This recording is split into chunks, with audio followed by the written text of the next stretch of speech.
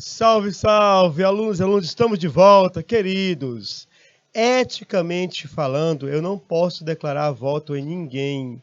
Eticamente, é uma questão ética, está bem? Abraço carinhoso, tá bom, queridos? Continuando. Turma, gestão da comunidade, poderes executivo, legislativo e judiciário. Vamos dar continuidade à nossa aula. A grande questão é: a democracia, ela pode ser manipulada? O que vocês acham? Vocês que estão ativos no chat. É possível manipular a democracia? A democracia é a vontade do povo. É a vontade da maioria da população. A democracia é um debate político, onde há conflito, onde há discussão, certo? Onde há uma troca de ideias, onde são abordados os problemas do país, do estado, da nossa cidade, da nossa comunidade. Então, a democracia é a forma de governo na qual a população tem o maior acesso às deliberações. Mesmo assim, ela pode ser manipulada? Pessoal de Betânia do Piauí, Coivaras, Joaquim Pires, Landry Salles, Nova Santa Rita, Nossa Senhora de Nazaré, Rio Grande do Piauí. O que vocês acham? A democracia pode ser manipulada? Ela pode ser manipulada? Coloca aí.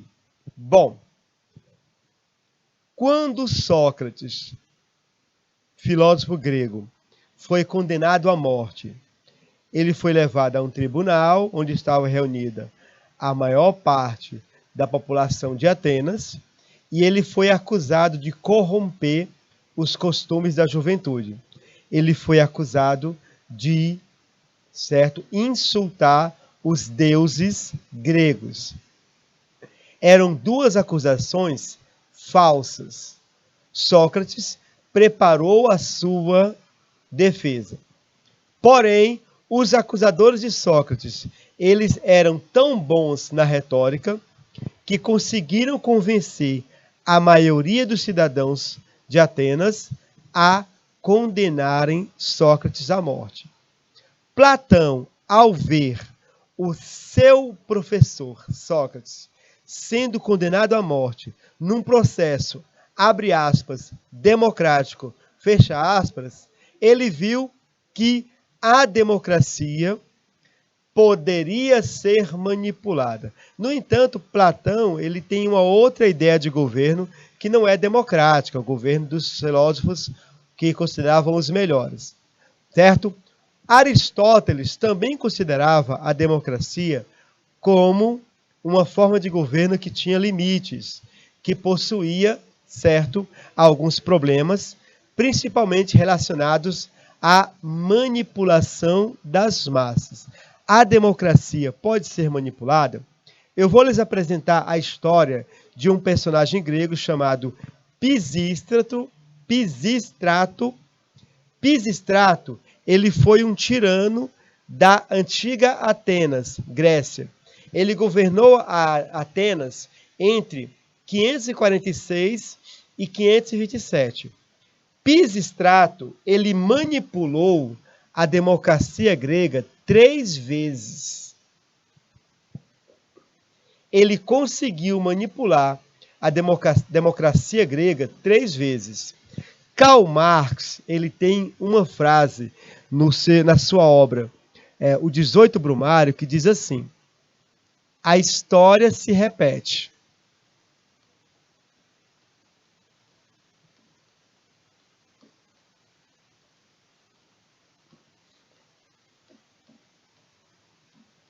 A história sempre se repete, segundo Karl Marx. Na primeira vez, é como farsa.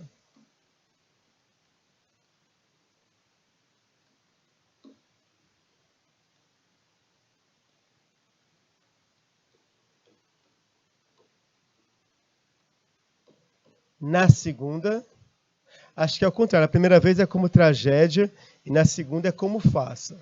Nem vou colocar aqui para não ficar uma informação duvidosa. Mas Karl Marx diz assim: a história ela se repete sempre. ou como tragédia ou como farsa. Então, vejam a história de Pisístrato e compare com alguns acontecimentos políticos do Brasil nos últimos 30, 40 anos e até mais recentes. E vejam como ainda hoje a democracia pode ser manipulada. Podemos convencer as massas a aderirem a um projeto que não as representa, representa a vontade da pessoa que está manipulando. Então, olha só, Joaquim Pires, Nova Santa Rita, pessoal lindo de Coivárias, Landry Salles, Rio Grande, Nossa Senhora de Nazaré.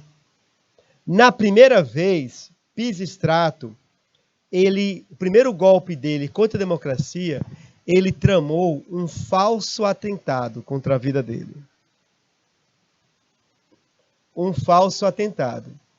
Pisístrato, ele simulou um atentado, entrando em Atenas com feridas que ele fez em si próprio, mas que ele afirmou terem sido feitas pelos seus inimigos que o teriam tentado matar.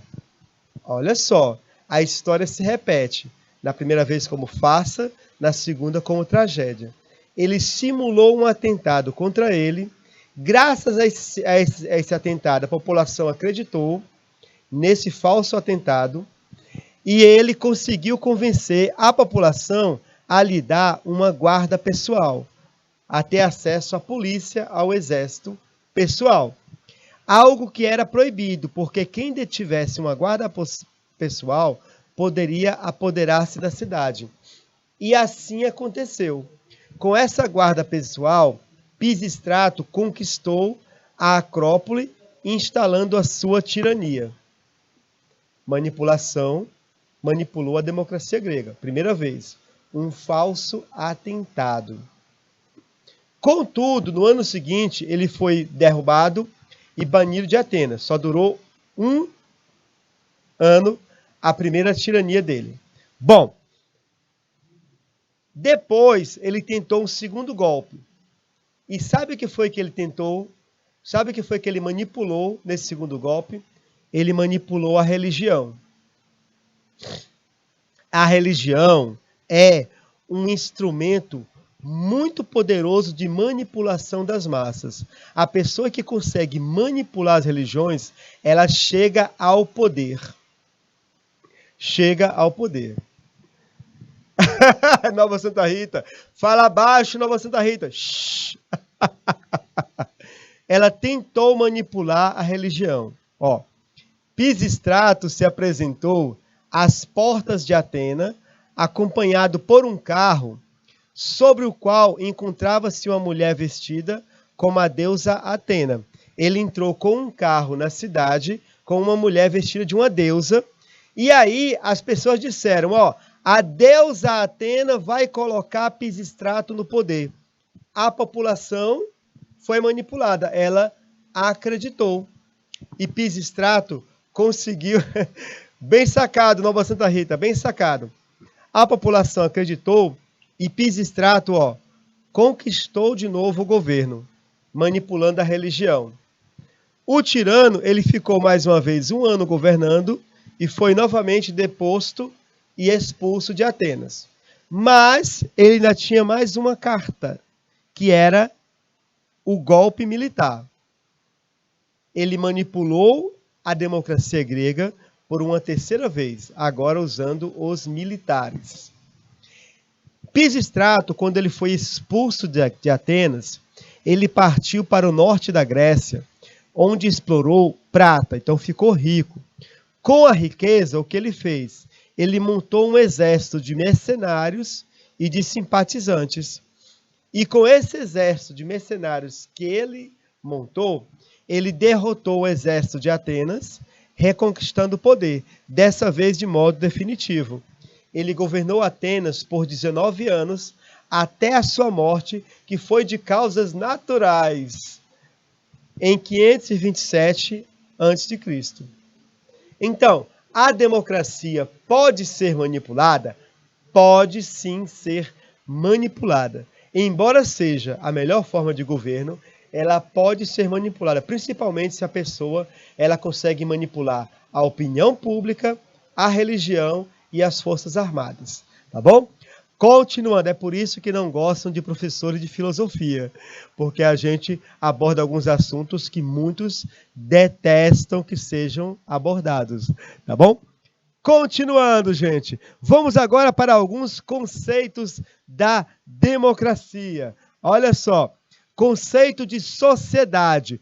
O que é sociedade? Sociedade, gente, é um conjunto de seres humanos que divide um território e compartilham, né, alguns aspectos. Que aspectos que eles compartilham? Olha só, compartilham regras, compartilham ideologias e tradições perfeitamente aceitáveis. Então, uma sociedade, não é? Brasil tem uma sociedade que é dividida. Nós dividimos o quê na sociedade brasileira? Dividimos o mesmo idioma, os mesmos símbolos nacionais, as mesmas regras, as ideologias, as tradições, certo? Isso tudo faz que a gente conviva de um modo organizado e com liberdade limitada, tá bom?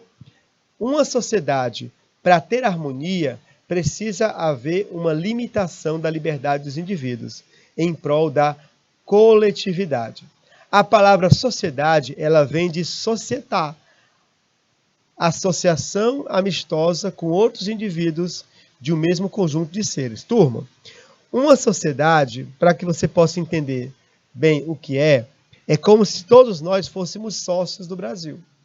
Nós somos sócios do Brasil, somos sócios do nosso estado, somos sócios da nossa cidade, tá bom? Essa é a sociedade. Gente, a sociedade, ela não é um monte de pessoas, mas ela é um sistema organizado e ordenado, com estrutura social, certo? Com normas, instituições como o Estado, a família, a igreja, a escola.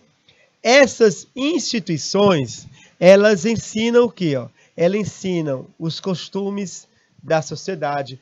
O Estado, a família, a igreja e a escola, por exemplo, ensinam a pessoa quais são os costumes do Brasil, né, no que nós acreditamos. Essas instituições, elas incentivam a unidade cultural, mas também a sociedade, ela, por meio das instituições, ela pune a transgressão das regras. É quase um princípio da sociedade, um princípio da democracia. A pessoa que não respeita as regras, ela é punida, né? Vigiar e punir, já colocava Michel Foucault, o filósofo. Socializam os indivíduos e definem os papéis que eles podem desempenhar. Então, você, estudante de Joaquim Pires, Coivaras do Piauí, Landry Salles, Nova Santa Rita, Nossa Senhora de Nazaré, Rio Grande do Piauí, né? Quando você frequenta uma igreja, uma escola, quando você tem acesso a alguns espaços do Estado, essas instituições, elas vão começar a lhe orientar qual deve ser o seu papel na sociedade, que você pode desempenhar. Então, muitas vezes, as nossas escolhas de projeto pessoal de vida não são nossas. Elas são escolhas da sociedade. A sociedade lhe direciona a fazer essas escolhas. Ontem eu assisti um vídeo sobre Cuba. Cuba é um país que tem uma cultura esportiva de muitos esportes. Não é no Brasil, todo canto é campo de futebol, não. Lá é uma cultura, certo, dos esportes olímpicos, dos muitos esportes. Então, o sujeito que estava em Havana, ele estava caminhando por uma praça de Havana e o que ele encontrou? Encontrou crianças, certo, com treinadores treinando boxe. Treinando boxe. Algo inimaginável no Brasil. Cuba tem uma tradição mundial de grandes boxeadores. Então percebe, naturalmente as crianças de Cuba, elas vão querer, certo, praticar o esporte no qual o seu país é forte. É por isso que Cuba tem grandes boxeadores, é por isso que Cuba tem grandes jogadores de voleibol, masculino e feminino, e é por isso que você não encontra, por exemplo, grandes jogadores de futebol de Cuba. Por quê? Porque Cuba é fraca. Então, as crianças e jovens, elas vão direto para os esportes onde o país é mais forte. Na Jamaica você não encontra campos de futebol na mesma quantidade que há no Brasil, mas você encontra pistas de atletismo na maioria das escolas, porque a Jamaica ela é especialista em formar atletas do atletismo. Percebe então? Muitas vezes as nossas escolhas pessoais de projeto de vida são na realidade escolhas da sociedade. Se eu moro numa cidade, essa cidade ela possui muitas fazendas, né, muita atividade agropecuária desenvolvida, é óbvio que as faculdades daquela região vão ter muitos cursos direcionados a essa área, a veterinária, a agronomia, percebe? Eu sempre sonhei ser veterinário. Não, você nem sempre sonhou ser veterinário. Você é veterinário porque na sua região precisa de veterinário, tá bom? Percebe? Claro que nós podemos furar a bolha e sair da gaiola. Podemos fazer outras escolhas, mas naturalmente você vai escolher, certo? Aquilo que a sociedade disser que você tem que escolher, tá bom? Continuando, olha só. Turma, as sociedades, elas se classificam de diversas formas, tá bom? Por exemplo, elas podem se classificar pela sua estrutura econômica, pela sua estrutura social, ou, e é esse o foco que eu vou dar a esse final de aula, a gente pode classificar uma cidade por sua organização com base em um comando político, jurídico e militar, que é o Estado. O Estado é um modelo de sociedade. O Estado é um modelo de sociedade. Qual é o princípio do Estado? Que há um comando central, político, jurídico e militar, que dá sustentação à população e que juntos formam os países. Então, o Estado é essa estrutura social. Então, eu rio bastante quando eu vejo algumas pessoas que têm acesso a YouTube e elas têm direito de falar essas bobagens, porque não pode haver censura, mas o que falam é bobagem. Elas falam assim, o Estado taxa grandes fortunas. O Estado, ele faz isso. Precisamos diminuir o Estado, como se o Estado fosse uma entidade. Gente, o Estado não é uma entidade. O Estado é essa estrutura social. Então, algumas pessoas criticam o Estado como se fosse, né, professor Marciano, ele é o Estado, vou criticar. É baixinho, é calvo, né, marca no rosto das espinhas da adolescência. Criticam o Estado como se fosse uma pessoa, e não é.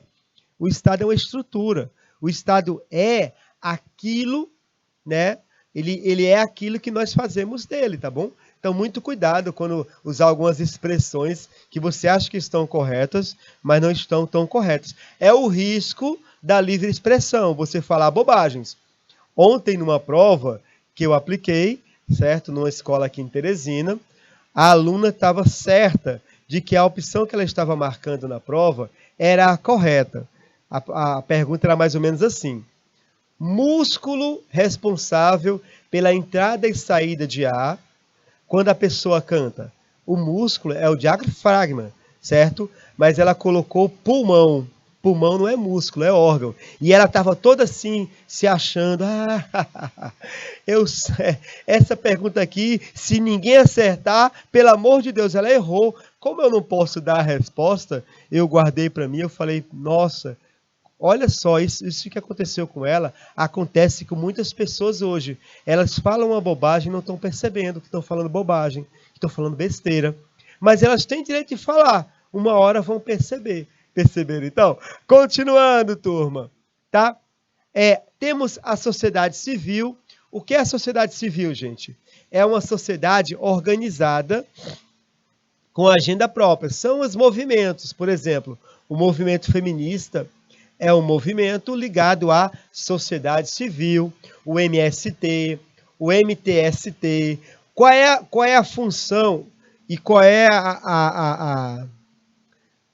qual é a função e qual é o benefício que o movimento traz à sociedade?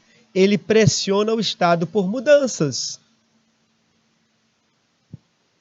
O movimento feminista, ele é importante por quê? Porque ao se colocar na rua, ao dar a sua cara e fazer exigências, ele está pressionando o Estado. Olha, precisamos mudar algumas políticas públicas, precisamos mudar algumas concepções aqui na sociedade sobre a mulher e etc, tá bom? Turma, temos vários modelos de sociedade e Estado, tá certo? Isso aqui é para nós chegarmos na tripartição de poderes, o executivo, o legislativo e o judiciário. Turma, ó, no Estado, nós temos que ter algo chamado legitimidade. O que é legitimidade?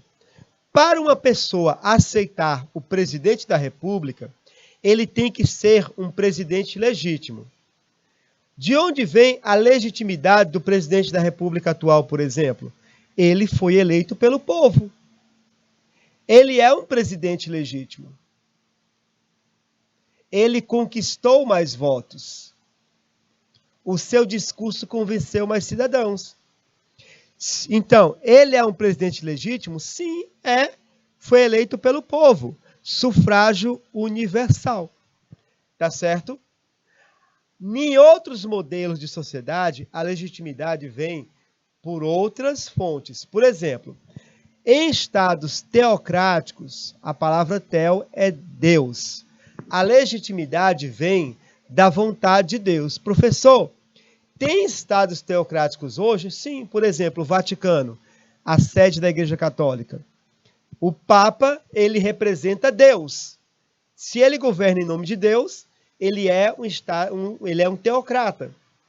O Afeganistão, o Talibã, retomou o poder e colocou o Alcorão como referência. O Alcorão é revelação de Alá. Então, se as leis no Afeganistão são vontade de Deus, é um Estado teocrático.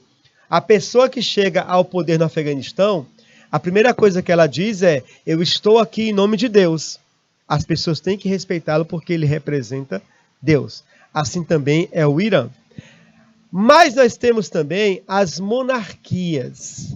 Gente, qual é a legitimidade de um rei?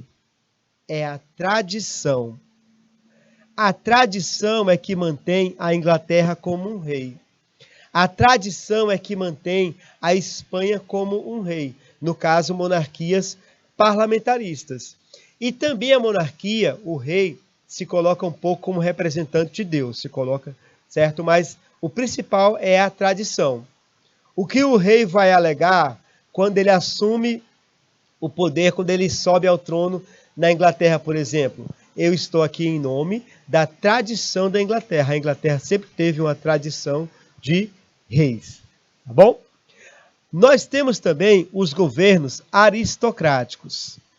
O que é o nome aristocrático? Aristos.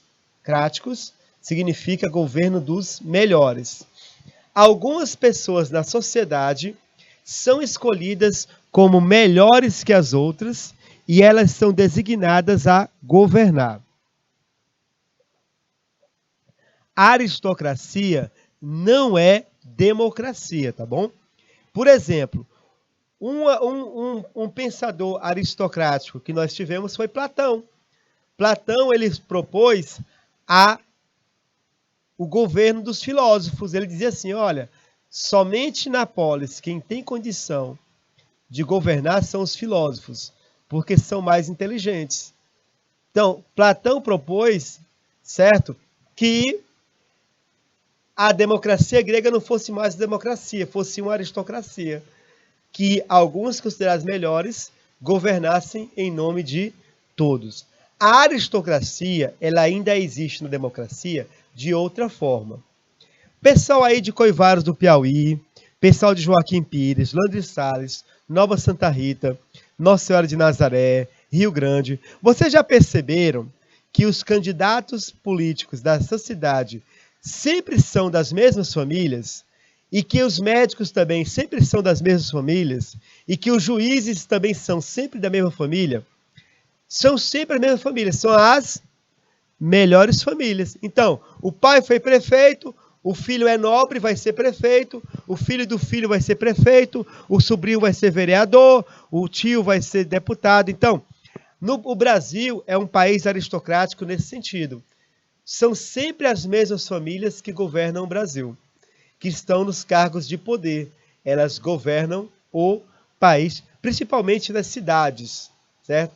Nas cidades espalhadas pelos estados brasileiros. A democracia, professor, o que torna um governo legítimo na democracia?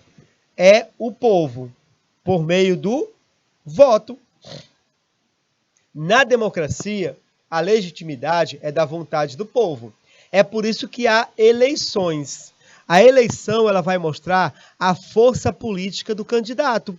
Então, vai ter eleição para presidente da República, certo? O mais votado é escolhido pela maioria da população para ser o presidente. Ele é legítimo? Sim.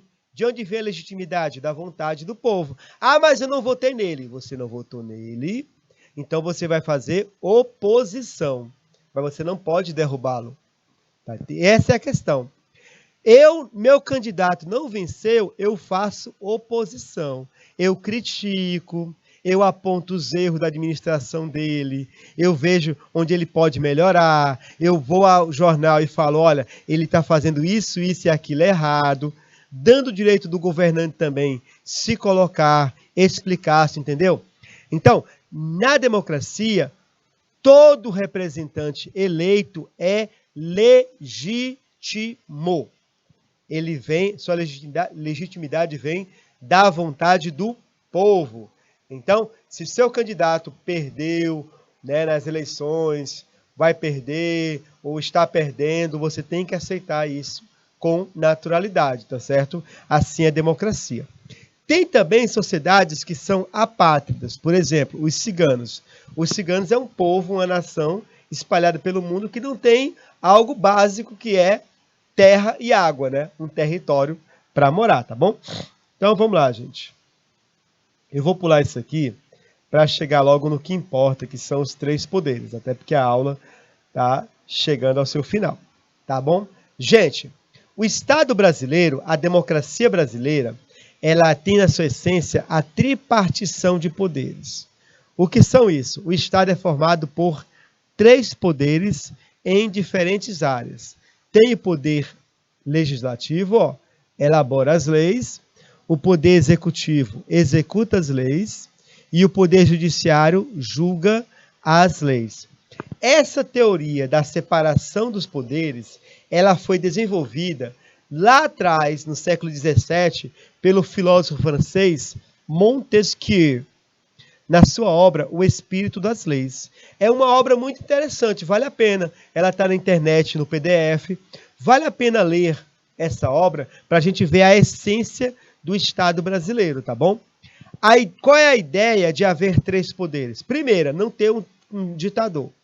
O que é um ditador? O ditador é aquele que faz, né, aquele que age em suas mãos, ele concentra os 3 poderes. É ele quem faz a lei, ele que executa, ele quem julga, ele que diz o que é certo e o que é errado. Isso é um ditador. Tá bom? Então, a primeira ideia é não permitir que surjam ditaduras, tá bom? Também é favorecer um Estado mais justo, democrático e igualitário para todos os cidadãos. Bom, poder executivo. Gente, o que é o poder executivo? O poder executivo, ele executa as leis de um país. Essa é a função dele, ó. O poder executivo, ele não cria leis, ele executa. No Brasil, quais são os representantes do poder executivo? Ó, prefeitos nos municípios é um poder executivo, ele executa as leis do município.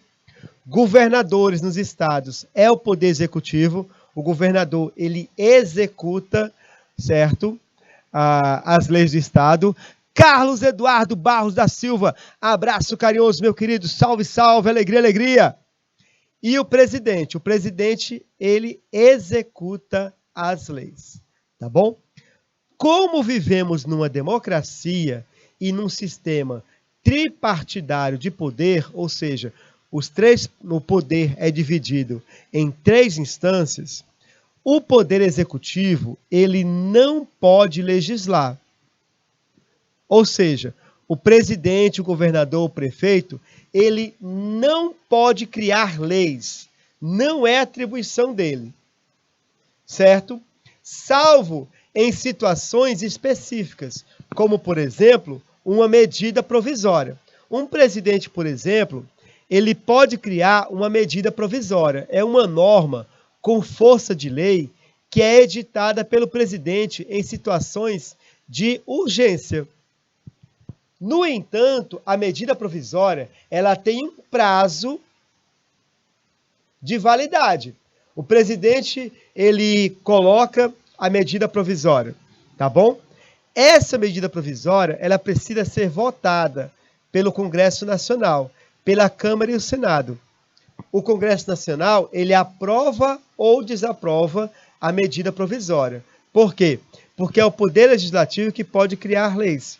Então, o presidente cria uma lei provisória e o Congresso diz se essa lei pode ou não continuar a existir. Para isso, o Congresso tem 60 dias para votar. Nesses 60 dias, o executivo, o presidente, ele faz debate com representantes do legislativo, faz acordos para que essa medida seja transformada em lei. Tá bem?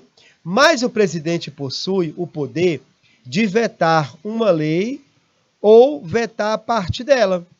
Se ele considerar, por exemplo, que a lei é contrária ao interesse público e ou inconstitucional, ele pode vetar. O que é vetar? Vetar é discordância do presidente da República com determinado projeto de lei. Professor, então, o presidente vetou a lei, então não existe mais lei? Não.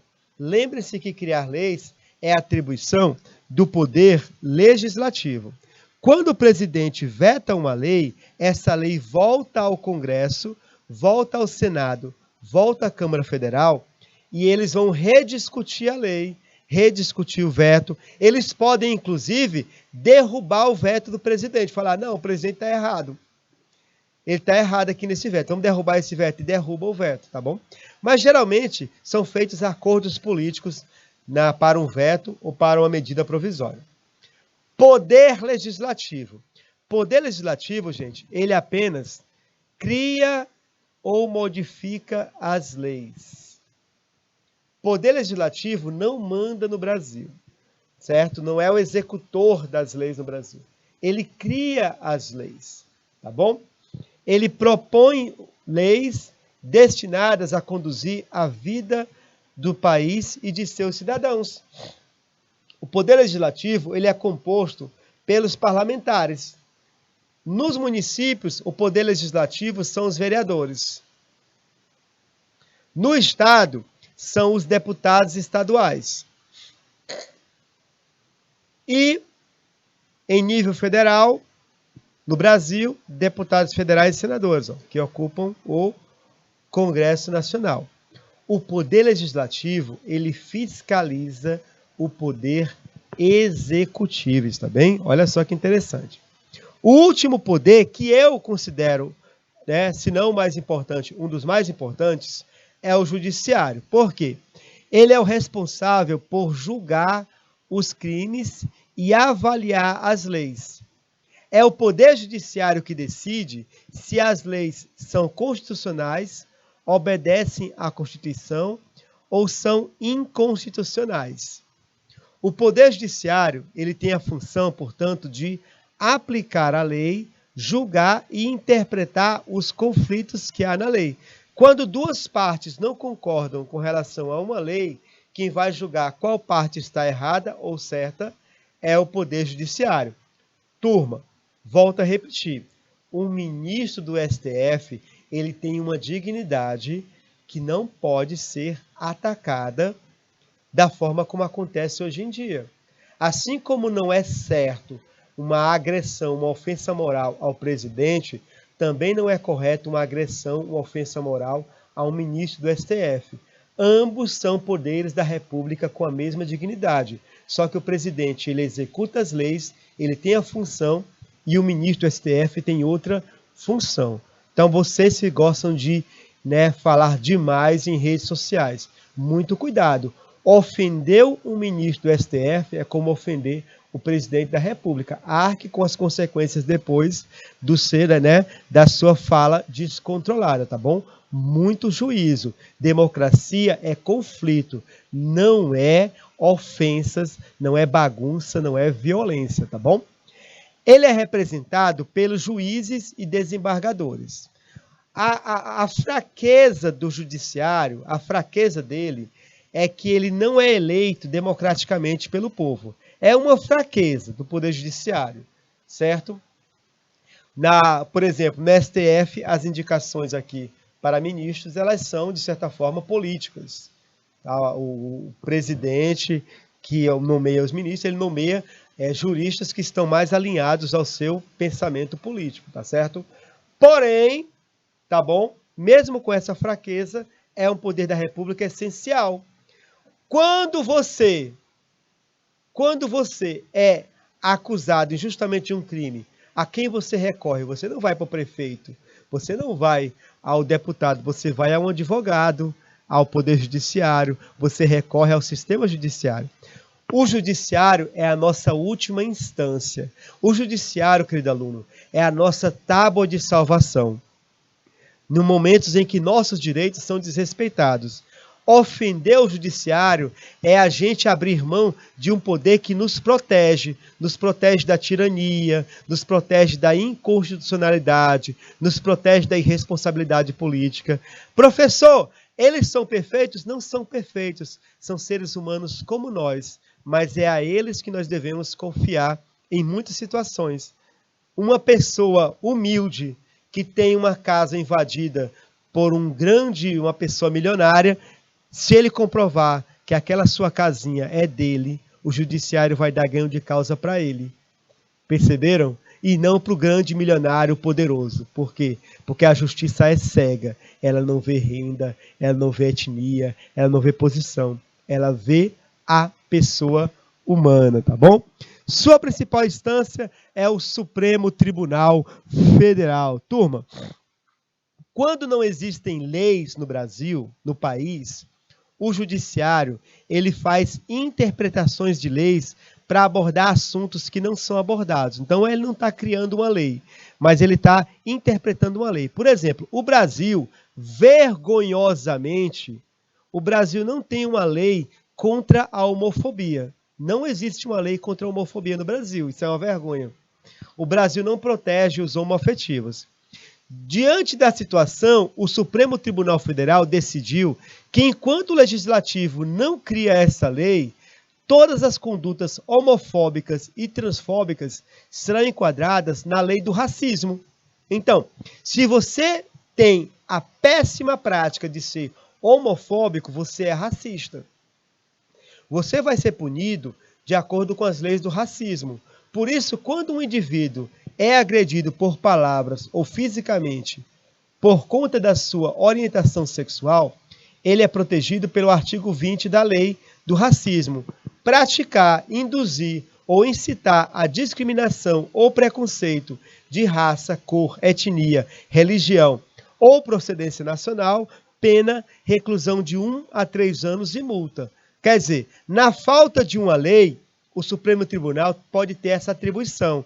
Ele pode interpretar uma lei para que ela abranja esse assunto que o Congresso não quer discutir porque não dá voto. E num país conservador como é o Brasil, discutir uma lei sobre homofobia faz a pessoa perder votos. E a pessoa não quer perder voto. Então ela não discute. E estava deixando desprotegidas os homoafetivos. O Supremo Tribunal então disse, olha, já que vocês não vão criar a lei, essa lei aqui vai valer nesses casos. E como o Supremo Tribunal interpreta as leis, ele tem esse poder de dizer, olha, essa lei vai valer para crimes contra homofobia. Nossa, aula voou, gente. Aula boa é assim, voando, não é? Coivaras do Piauí, Joaquim Pires, Landre Salles, Nova Santa Rita, Nossa Senhora de Nazaré, Rio Grande do Piauí. Vamos agora, gente, em 2, 3 minutos, falar sobre o sumário, porque no nosso projeto, ao final do curso, vamos fazer um sumário. O que é o sumário, gente? O sumário é também chamado de índice, ó. No começo do projeto, nós vamos fazer isso aqui, ó. O índice do projeto. Colocar a introdução, o título de cada capítulo e o subtítulo de cada capítulo. O sumário, ele obedece a algumas normas que nós vamos praticar no decorrer da aula, tá bom? O alinhamento, ele é centralizado. Ó, ele está no centro da página. Tá certo? Aí você coloca capítulo 2, né? A influência da macaxeira na alimentação do marciano, né? 2.1, onde o marciano tira a macaxeira, entendeu? São os temas e os subtemas. O alinhamento centralizado, a fonte tem que ser Times New Roman ou Arial. O espaçamento, que é espaçamento? Ó, é o espaço entre uma linha e outra. Ó. Esse espaço aqui entre uma linha e outra, ele deve ser de 1,5. Caracteres. Quando for título de capítulo, você coloca a letra maiúscula. Ó. Título de capítulo, letra maiúscula. Quando for subtítulos ou seções, aí você coloca letras minúsculas. Ó. Título do capítulo, letra maiúscula. Título, né, da subseção, subtítulo, é letra minúscula, tá certo? Destaque, tá bom? Geralmente o capítulo e o subtítulo, geralmente, o nome do capítulo, geralmente o título, né, o capítulo, e o subtítulo, eles vão ser em negrito. O que é negrito? Você vai tornar aquela cor mais forte, não é? E os demais seções são normal, sem o negrito, tá bom? O tamanho da fonte, 12. O sumário é a última coisa que você faz no trabalho. Embora eu apresente como a primeira, é a última, tá bom? É a última coisa que é feito. Depois que eu termino meu trabalho, aí eu vou numerar as páginas e eu vou distribuir aqui as páginas no sumário. Por quê, professor? Para que as pessoas tenham facilidade na hora de consultar o seu trabalho, de consultar. Vamos ver a parte em que ele faz as considerações finais. Tá ali, cara, na página 11. Aí você vai direto na página 11, né? Como você está com o livro, se você está com o livro, você, não é, vai de acordo com as páginas, né? Você vê no índice o número da página e vai para o assunto que você está procurando, tá bom? Gente maravilhosa, aqui nossas referências dessa aula magna sobre 3 poderes. Agora você pode explicar na sua casa, na sua rua, sobre 3 poderes. Atividades vão ficar para casa, faremos em casa essas atividades, está bem? Faremos em casa e na próxima aula, logo no começo, a gente resolve. Revisão, turma. Hoje conversamos sobre o que é democracia, governo do povo, sobre os princípios da democracia, que é o conflito, a abertura, rotatividade, representatividade, o sufrágio universal, sobre o que é sociedade, sobre o que é cidadania, sobre o que é sociedade civil, e numa segunda parte falamos sobre o Estado brasileiro, né? O Estado brasileiro é um Estado tripartidário, formado por 3 poderes. O poder executivo é aquele que executa as leis, presidente, governadores e prefeitos. O poder legislativo é aquele que cria as leis, são os vereadores, deputados estaduais, deputados federais e senadores. E o poder judiciário, aquele que julga as leis, a sua instância máxima é o Supremo Tribunal Federal. E em nossa próxima aula, vamos dar continuidade à nossa discussão sobre cidadania, falando agora sobre direitos e deveres do cidadão. cidadão. Aquele abraço carinhoso. Salve, salve! E